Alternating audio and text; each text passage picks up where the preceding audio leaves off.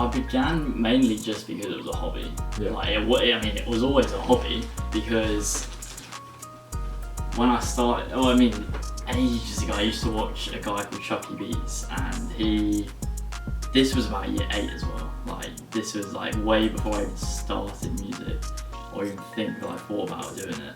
I used to watch it and I just like enjoyed his videos. Like I loved watching how he made it and shit like that. And I always like thought, what would it be like? I didn't know any of the software he was using it either. I never knew what it was. I just knew that he had a sick setup and it just looked fire, like his room and everything. So I looked at it, I was like, maybe in a couple of years, but I have no idea what I'm doing now. But it got to about 2020, 2019, I was like thinking I need to do something. Like it was either going for a job or, part of me did want to do that because it was just what you do, you get a job. But at the same time I was like, I need to focus on something as well because I'm not getting stuck in a 9 to 5 routine.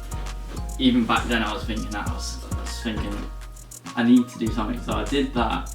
I think for 2020 I got FL for my birthday, my 16th, and I literally haven't looked back since. Like I originally started on my phone. Like I started on my phone with Poundland headphones. Like I literally like the wire and shit. Like, oh, it was fucking hilarious. But that was about March 2020, and that was pretty much where I started.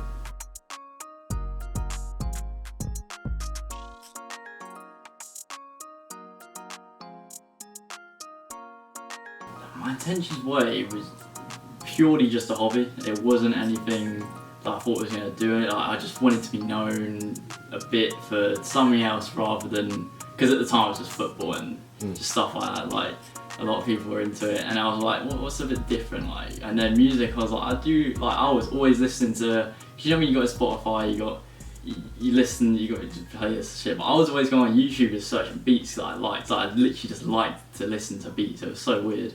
And then I thought, let me just create my own shit. Like, I need to just create it. Like, I need to do something. So I started on phone, I downloaded it, and I didn't look back.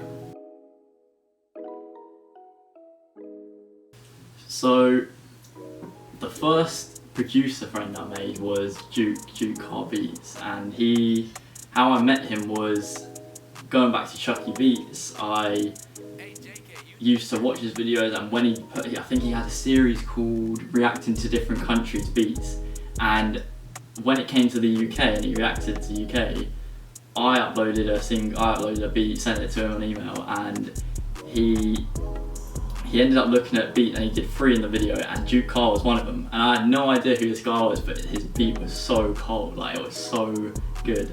I was like, I gotta hit this guy. I was like, I know I'm not anywhere near where I am now, but at the time I was like, gotta see if he responds to me or whatever.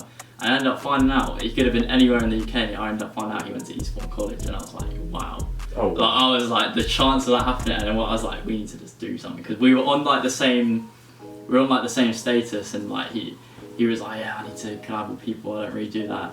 And then started from there, and then he introduced me to Midas Music, who funnily enough I literally met in Brighton when I went to get some shoes.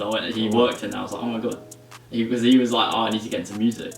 I was like, oh shit, really? I could like link you up with people.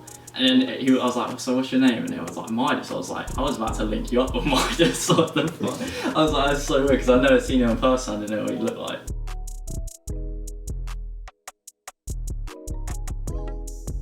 So producer wise, it was Wheezy Section 8 and Chi Chi. They're my favourite producers. Like, their type of music just gets me up and gets me so inspired. Chi Chi, he does vlogs with Section 8 on YouTube, and he bounces from studio to studio, and he makes music, and it's just a vibe. It's so inspirational, because you're looking like, you take little bits, you hear it in a song, and you're like, I don't know, I know how to do that, but I've never thought about doing it. And then I'll do it, I'll go to a bit of music and then do it, and I'm like, this is fire, like, I'm glad I watched that video. Like, that shit is the best feeling.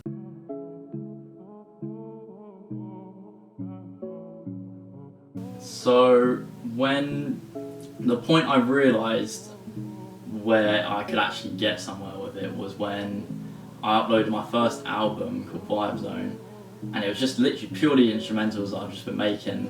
and messed around with, and a sample of it from Paradise blew up, and I think Relaxation, they're 2 beats on my Spotify, and they blew up. Though it didn't blow up, but they gained way more attention than what I've ever gained.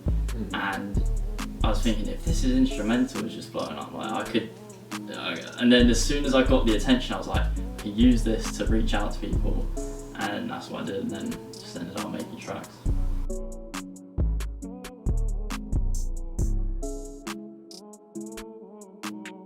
JK is literally just, because his name's Jack, it was literally just the J and the K, and I thought the symbol, like, you know when people have symbol, like, they have 2 names, like, JK kind of fits, and it kind of looks it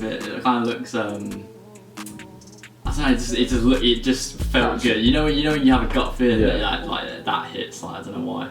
And I think, I was trying not to make it cliche either, but I was like, people normally do this, and I just went with it. It just sounded like it was easy to say. Like people can just call you it. Like it's not anything long to say. But I needed something that said music as well, so I just added beats on the end, and that was it.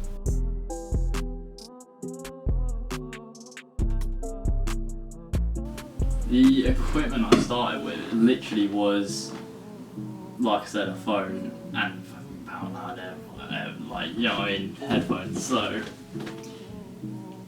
Like this I got for my birthday with FL, and that came about 6 months into me making music, but originally, like right at the start, I literally started with a phone and just on an app. That was it.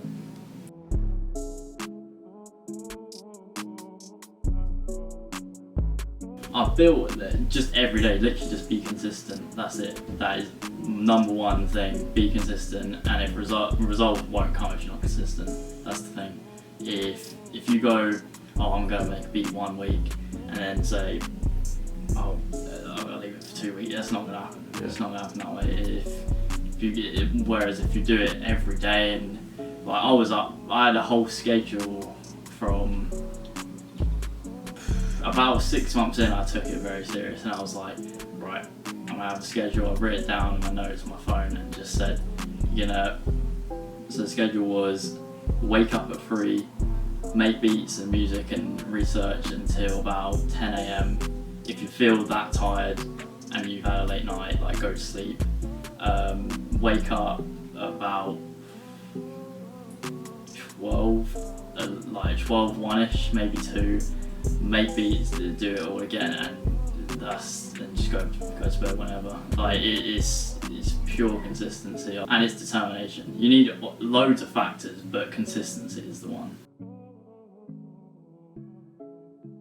So I got the account about 2 months after I started music, and I downloaded FL. And after that, I uploaded a single. I would make a silly beat or something, and then I would upload that, and I was like, let me see how that goes. So I did that for about 2 months, 3 months, and it got to around August, September, and that's when I uploaded an album, and 2 songs from Paradise and Relaxation. They started to blow up a bit and gain a bit of traction, and then from there, I think I uploaded 1 more album, and then it went into slow stuff. And when I uploaded a couple of slow stuff, that was when it really started off. If I had to nail it down, it would be the time when I made my first beat sale. And that I was over the moon about that, because money wasn't anything to do with it. I was thinking this is just a hobby, like, I just want to make music, that's it. And then as soon as this got, because I put out an ad on Instagram, and it was like £5. It was like £5, but at the time that was like £5. I'm putting myself out there. Like I've never paid money to put myself out there, and I put myself out there with an ad. I think it was like £5 over 2 days, like £2.50 a day, and that was literally just from pocket money. Like that was purely money from my dad and stuff. So I was like, yeah, this has got to work. Like, sure, I'm thinking back at it, like, this is a stupid idea, but at the time I was like, this is big. So I did the ad, and this guy, I had bots commenting, obviously, and then this actual account came through and said, oh, check your DMs, like, I want to buy this beat. I was like, no fucking way. I was so gassed. I was like, no way someone wants to buy something I made. And then he went to DMs and I was there like, I don't know how to handle this because I've never been through it before. And then I was like, I'm not going to open the message until went research, because I didn't know how much to sell things for. I didn't know what the hell was like. I had no idea I've been in that situation before. So I researched up like how much beats on average go for. I said 30 quid, there you go. Like I was like, should I have done more, should I have done less? And then he replied back and he said, yeah, that's perfect, And I said, I was a bit cheeky because I went, do you only 2 for 50? And I tried getting a bit more out of it because I was regretting it. I was like, shit, I should have done 50. I've been thinking about this a lot right now because of what's happened like recently. I feel like I can't. If you get to a point where you can have a bit of freedom with your money, you can't think you've got to put all your effort into one thing. Especially when it's going as well as it is. If something like that can happen, where tracks get taken away, you can't put all your effort into one thing if it can be taken away in a click or in an email. Like, I woke up that morning, my heart sank, and I was like, oh my god, I'm about to, like, I don't know how I'm going to handle this, and I was stressed, I was very stressed, and I was like, Jesus. And then I said to myself, right, I need to have something else, and I've started looking into other things, either what I can do with the brand or what I can like start building. Like it's about having multiple sources and not just one thing. Because if that, yeah, you can, but if it's something like this and it can be taken away so easily, you can't. It's unreliable. It's not something you should do.